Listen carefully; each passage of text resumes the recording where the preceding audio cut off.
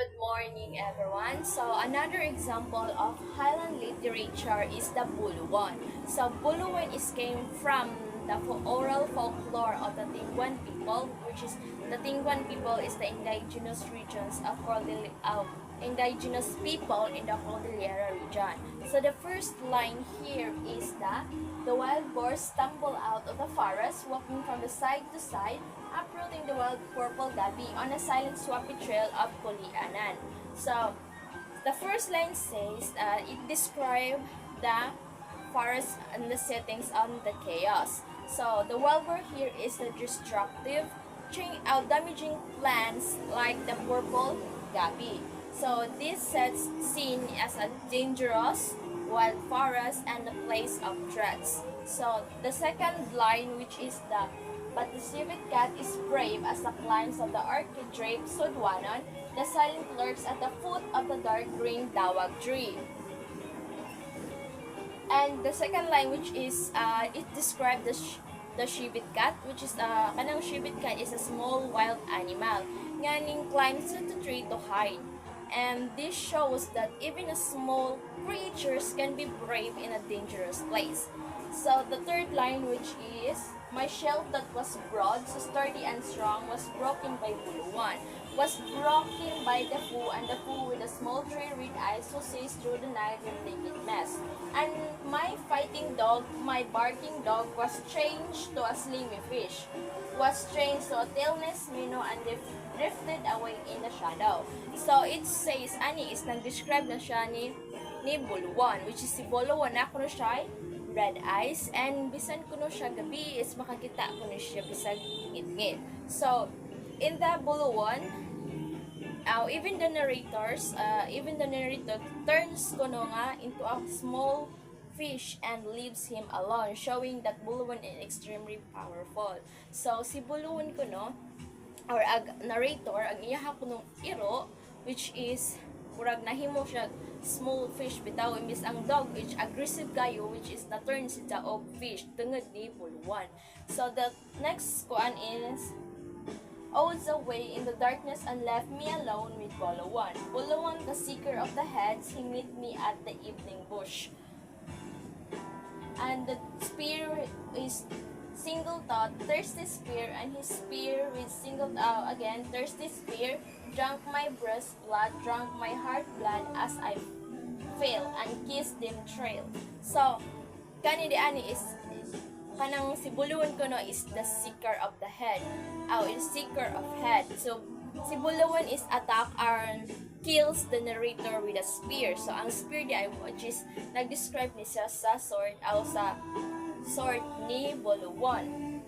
So narrator scales the mountains and rocks. So, ang katong narrator, aning story, which is iyang gitawag si ang mga mountains, ang mga rocks, kay para i-cover siya.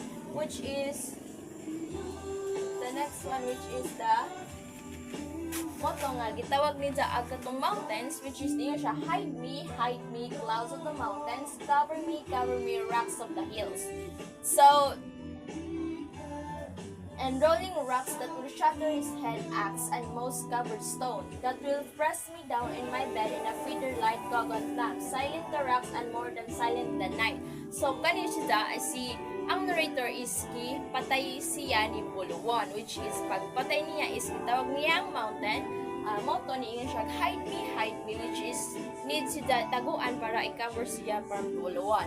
So, next one is still the back there in the mountains, blades with the stickets, blades and barks in the moonlight, with the cap of the mountain lies low.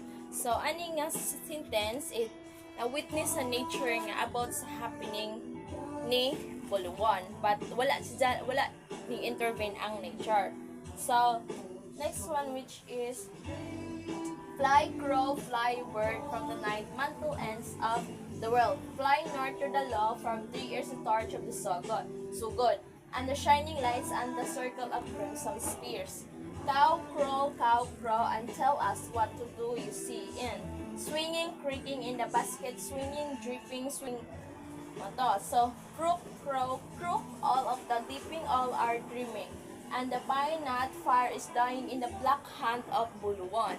So, kani siya ang narrator, which is ningkol man siya sa mountain, gitawag po niya ang mga birds para ipahibaw sa uban nga mga people nga si Buluwon is very dangerous. So, si Buluwon dai ani nga kuan siya ang antagonist. So, nganong ingani man poetic form man. So, i-poetic form siya in a sense of kanang mas gi-describe niya ang kay gipoetic form man siya kay ang si Buluwon is mao man siya ang antagonist. So gi-introduce niya daan ag katong mga animals o mga settings ani. So mo nang in the poetic form siya.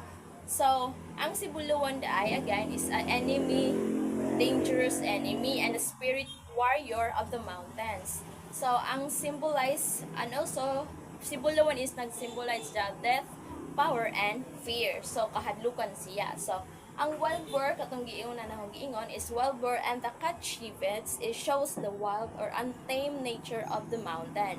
So, ang mga crows is maotong silbi ang messenger and para mag-spread spread the news of the danger about ni Buluwon or mga danger sa mountains. And the rocks in the forest symbolize the protection, mystery, and the harsh environment. The next one, which is the folk song of the Highland literature. So, example is the summer song. It came from the Tingguian people.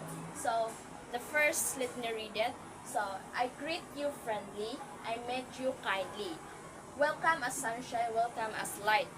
Many fortune meet you, good fortune greet you. Friendly as the moon, shine kindly as a night. So, kaning nga song, which is, kaning nga song is from the Tingguian people. So mo nang summer song siya. Summer song siya. So from the Tingguian people. So it is a poetic greeting or a song from the Philippines. So again, we all know that the Tingguian people is from the indigenous people of Cordillera region from Abra, Philippines. So kani nga summer song is gamit rin sila when it comes na ay festivals, mga celebrations, and kasagaran mga communal gatherings nila from the Tingguian people. So, mo nilahang summer song.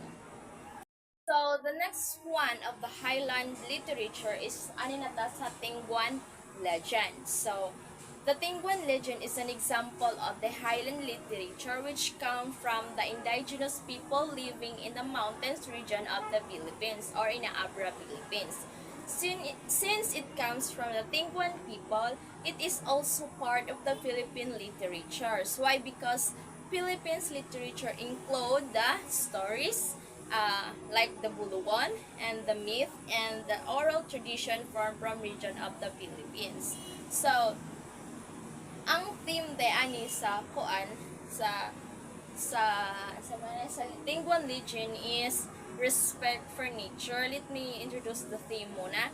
So, respect for nature, obedience and listening to the audience, and the last one is rewards comes to those who act wisely. So, let's go to the story of the Tingguian legend. So, more than 100 seasons ago, a Tingguian went hunting in the mountains with his faithful dog.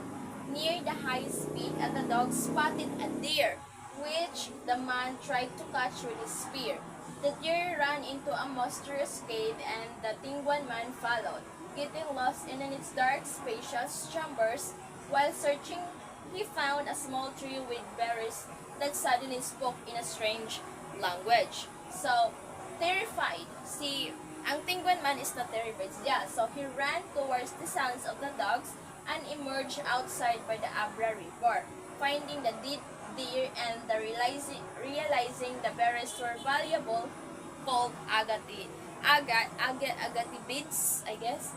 So when he shared his story, the villagers believed in and returned to the cave, but the tree and beads had vanished, and the cave walls were left with strange carving made by the evil spirit. So kaning Tingguian legend ay atong i-describe kung unsa ni. So ang si Tingguian legend or ang Tingguian man is ningo siya to hunting. Kauban niya ang iyahang faithful dog. So, pag doon na sila sa highest mountain peak, ang ang iro sa Tingguan people or Tingguan man is nakaspat siya sa isa ka animal which is the deer. So iyahang gigupod ang deer. So ang deer is ningsud man siya to na kuweba nga kuweba. So nakitaan man ni ato na sa Tingguan man ningsud ang deer ang iro kay sa kuweba kay gigupod niya ang deer. So mo to ningsunod ang katong Tingguan man. So pagsulod niya, pagkita niya na saag siya kay syempre ngit-ngit diba cave. So nasaag siya sa mysterious cave and the Tingguan man following getting lost in the dark spacious chamber. So nasaag ang katong Tingguan man adto sa cave. So habang or while nagpangita siya sa iyang iro, he found a small tree with berries.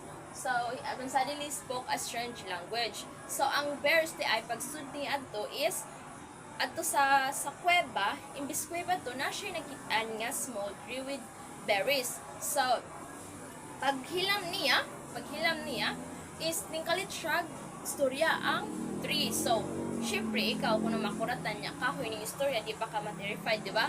So, pag kurat niya ning na-terrified ang katong Tingguan man ning dagan siya toward the sound of his dog. Iyahang gisunod ang sound sa iyahang iro until nakagawa siya sa cave. So, paggawas niya ato, lusod siya ato sa Abra River. So, paglusod niya ato sa Abra River, nakita niya ang patay nga deer and the agate beads. So, ang agate beads na realize niya nga agate beads di is very valuable things. So, kana agate beads, agates beads kay we saw it na nakita na nato siya muna siya stone bitaw siya like I don't know basta stone na siya pero pwede na siya pang bracelet o pang kwintas siya mga accessories ay ganyan.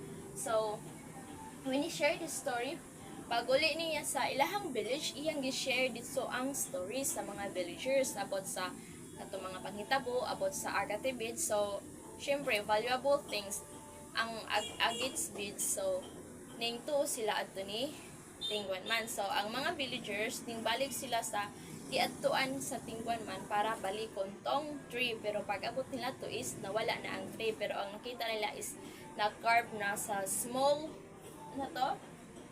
strange carvings made by the evil spirit. So, katong nabil nito is made to siya sa spirit. So, nganong respect of nature man. So, respect of nature kay wala siya gihilabtan which is igor siya ning naghunting ra siya wala siya gihilabtan and obedience and listening to advice. So nganong na may obedience and listening to advice since nasud man siya atong nay kuweba ang katong kuweba is a safe place kintahay to siya from the dangerous animals nga naa sa surroundings.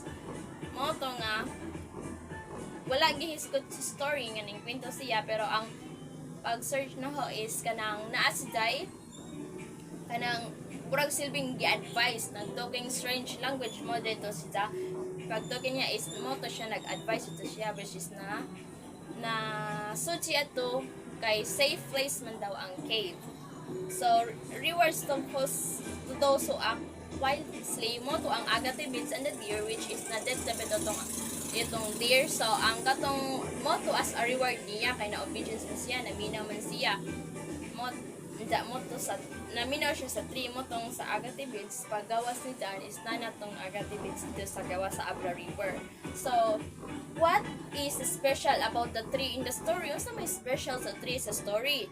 So it has a talking berries that give warnings and guidance. So, unsa man nga klase nga warnings o unsa pud nga klase nga guidance. So, ang warnings, it tell them about the dangers. Animals that could hurt them o mga animals nga mga dangerous kaayo, mga dangerous path or traps in the forest and places where might get lost. So, mao to. So, ang guidance pod, which is where to find the hidden agate beads. How they stay safe while walking in the forest and how do the smart choices on journey. Moto siya ang guidance. So, what do the agate beads represent, unsa may gi-represent sa agate beads, because since it was the reward of the Tingguian man. So ang agate bead is nagrepresent sa of wealth, mga status, and rewards for wisdom.